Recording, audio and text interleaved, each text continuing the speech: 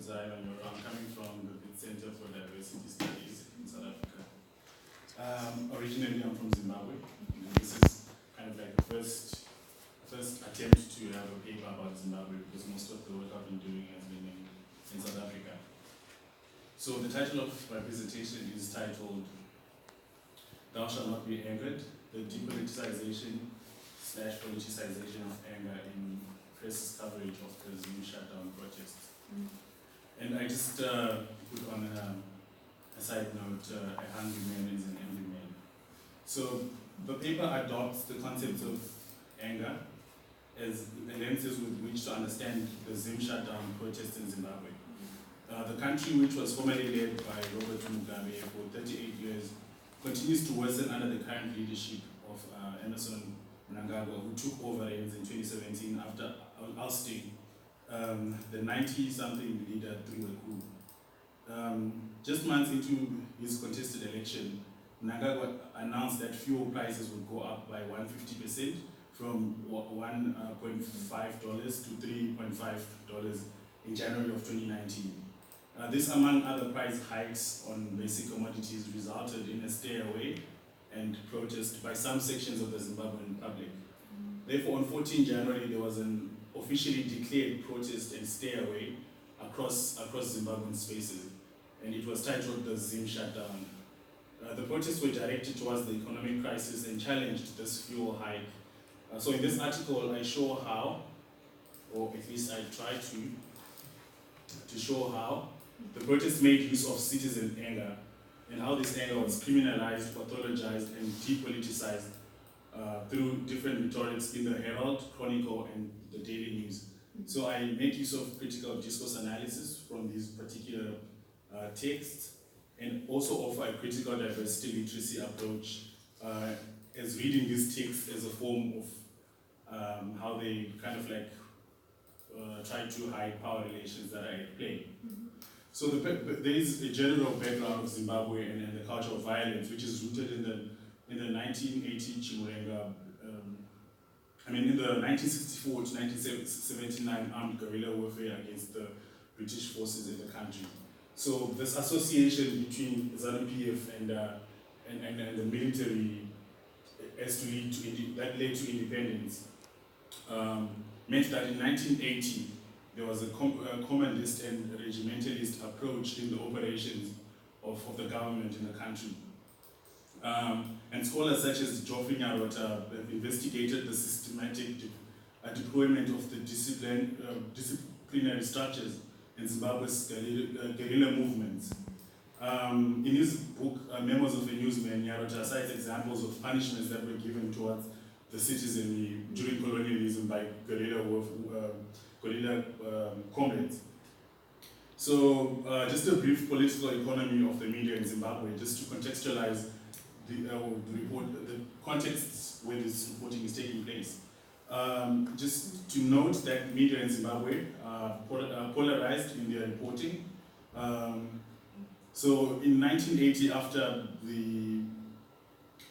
after Zimbabwe gained independence, there was a restructuring of the dominant newspaper chain, which went from being owned by the South African-based Argus Media Group to be owned by a newly created Zim Papers Limited, which is a national news agency. In 1986, the Zimbabwean Mass Media Trust obtained 51% of shares in Zim Papers, so which meant that daily newspapers like the Chronicle and the Herald became some form of mouthpieces for the government / propaganda machines. On the other hand, the other articles that I used to reference in this article come from a newspaper called the Daily News, which was founded by, interestingly enough, Geoffrey Nyarota again, who was a former editor from one of the newspapers, the Bulawayo Chronicle. So being a private newspaper, the Daily News is based on the other polar of the news reporting. But an interesting point is that there were draconian media laws that were actually instituted during the colonial period, and these include the Powers of Parliament Act of 1971, the Official Secrets Act of 1970, and the Law and Order Maintenance Act of 1960. According to Saunders, these laws were a form of an application of the old legislation for the fulfillment of new political agendas, because what happened is after 1980, these laws were brought up through the Ministry of Information and Publicity, headed by the infamous Jonathan Moyo. So you saw during this time really a lot of persecution of private press, a lot of banning of public gatherings without clearance from the police and all the like. At the same time, though, what is interesting is that the government was during this time pursuing a reporting that was not critical of the government, and there was an implementation of an economic structural adjustment program, ASAP, in Zimbabwe in 1991 and 1995. Because the government had considered that a socialist orientation was not viable, there was an introduction of the free market approach. So actually, during this time again, there was also that mobilization of the land reform through the Zimbabwe National Liberation War Veterans Association. So at this time, the government tightened policing of private press through PIPA, OSA, and LOMA, which are the abbreviations for these media laws, in order to curtail the reporting of the economic downslide within the country. But against this backdrop, I asked myself, is it possible to think of the Zim shutdown protest as a call for decolonization, better still decentralization of the Zimbabwean economy and government policy beneficiaries? Particularly because aside from the land reform and Mugabe's infamous legacy, there seems to be a connection with the draconian media laws that were entrenched or were set up during the colonial era. And actually, the economic structural adjustment program actually influences the current economic situation in Zimbabwe. That in as much as we'd like to, and this is one thing I battle with, like, to think of it as a decolonized space, it actually still tries to fit in the neoliberal economic agenda. So that's where I kind of like try to contextualize this. And I propose that the term decolonization be used here to refer to calls by the public to undo a colonially constructed, emergent black middle class, which enjoys a monopoly of benefits in Zimbabwe. Here it becomes possible to think of a black race in Zimbabwe within ZANU-PF leadership structures. This is because, according to ACA 2011, races are relationships, practices, and systems of meaning that structure society. And these forms of races do kind of intersect with the idea of class on the other hand, because class gives access to control of resources and provisions, such as race does. Therefore, just to think broadly, in the context of Brazil, which I do agree is a completely different scenario, de Souza says that race is not a natural property belonging to certain types of bodies, but rather a discursive social and historical construction on bodies surrounded by power relations. So I think of race in this way in terms of ethnicities, particularly because of the tensions that exist between Shona and Ndebele individuals, and Shonas being the most beneficiaries within this idea. And in this regard then, I kind of thought of this approach as a way of thinking of a possible form of black rage within an environment where mostly people in the area are actually black. So how do you think of this suffering as entrenched within the post-colonial era, and how does the hand of the previous oppressor fit in this? Just to run through some of the findings, the discussion, I found that in the reporting there was a representation of protesters as criminal and evil. And this is a lot of reporting associated with protests. As one author in the Herald said, it has become apparent that there are criminal elements who try to take advantage of the violent protests that were planned and perpetrated by opposition political movements. By suggesting that there were criminal elements that took advantage of the protests, the author is saying that the protests were legitimate, but the looting, violence, and anger were not.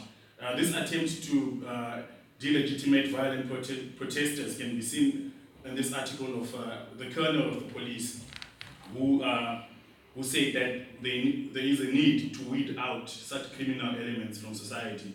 And just to have a play of of words in terms of the discourses used here, I argue that the term weed out that suggests that people involved in the looting are alien species dangerous to the other local plants. This anecdote is not innocuous because while analyzing the predicament of the post-colonial nation state through the prism of environmental catastrophe, Komarov and Komarov problematized the concept of naturalization in the politics of the post-colony. I use their text to show how the construction of the deviant or alien other culture depends on particular signs which become part of the deployment of nature as alibi, a fatal category for making people and objects strange and forging new and old political distinctions. This agricultural anecdote speaks to removing that which is unrecognizable.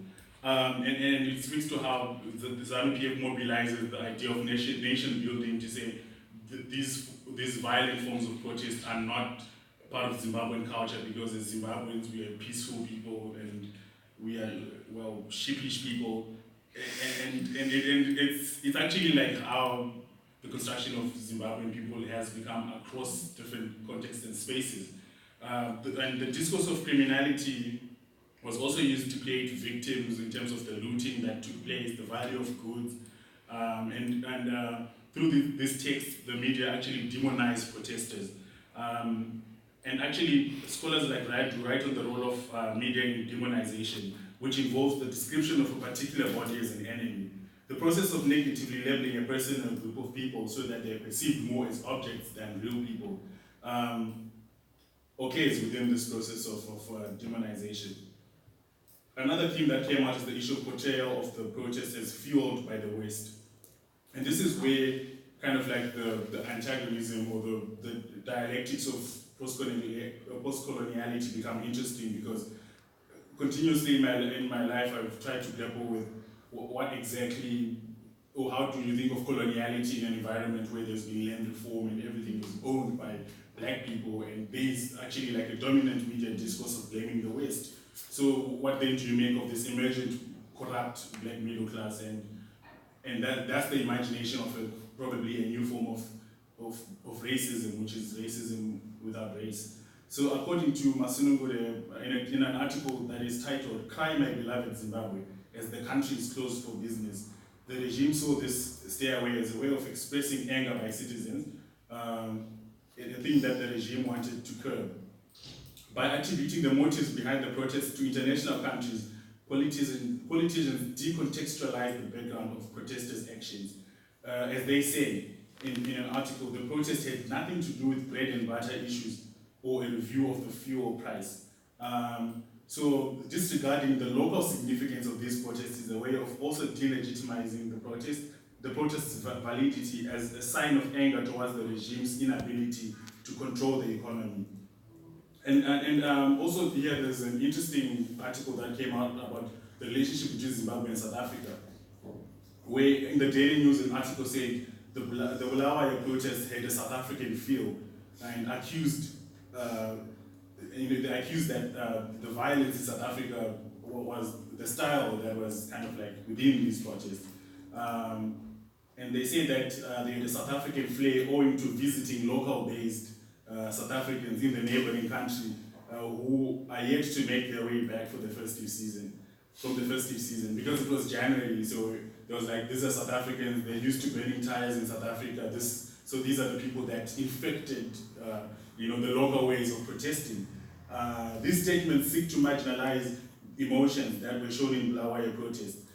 Historically, the city of Bulawayo has been marginalized from wider national politics due to its Ndebele orientation. This article therefore exposes the Ndebele versus Shona politics embodied in particular Zimbabwean texts. These discourses serve to dethrone Ndebele nationalist sentiments upon which some protests in Bulawayo are mobilized.